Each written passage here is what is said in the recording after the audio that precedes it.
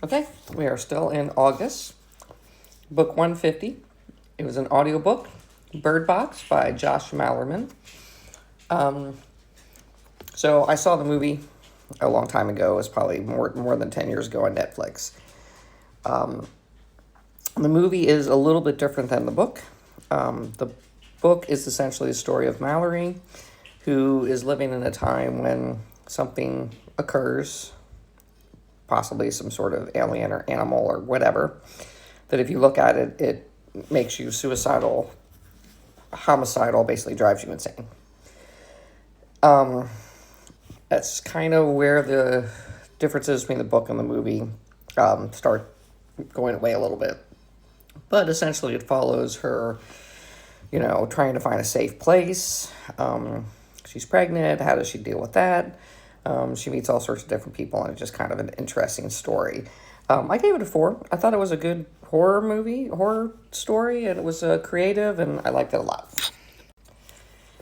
151 is Turn It Up by Tom Werman, or Verman, I'm not sure how to say his last name. But he is a record producer that was also an A&R man in the 70s. He did a lot of very famous acts, found a lot of very famous acts. And he talks a little bit about, finding these acts, doing some producing of their albums. Some of these acts don't talk to him anymore. I think he probably has a huge ego, and they have huge egos, and there was just a fight at some point.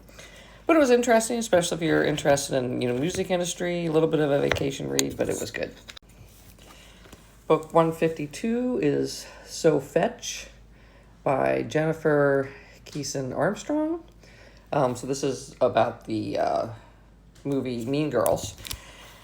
First half of the book talks about kind of the making of the movie, the concept, the casting, production, that kind of stuff. Second half talks about, what happened to a lot of the actors that were in the movie. I mean, there's kind of a long section about Lindsay Lohan, who had quite a few issues with fame and substance abuse. It doesn't talk as much about the other big stars, Amanda Seyfried and Rachel McAdams. It does talk about some of the minor characters that had like classic lines, what happened to them. A lot of them didn't stay in acting, but they became famous when the internet came because they became memes and people recognized them. It talks a little bit about the musical that has come and may or may not have ripped off the original author of the source material. I think there's a lawsuit there. But if you like the movie, I think you would like the book. I gave it a 3.